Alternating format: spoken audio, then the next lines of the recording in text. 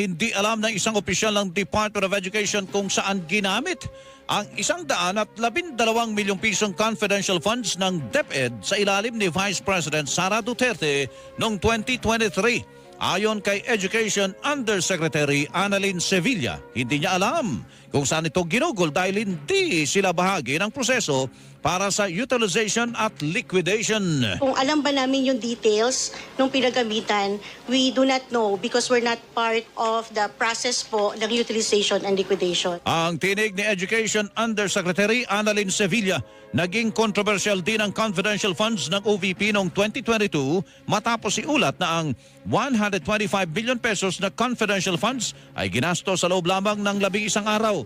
Matatandaang matapos itong suriin ng Commission on Audit o COA, nakita na mahigit sa 73 million pesos dito ang hindi pumasa kaya naglabas sila ng notice of disallowance. Ayon naman sa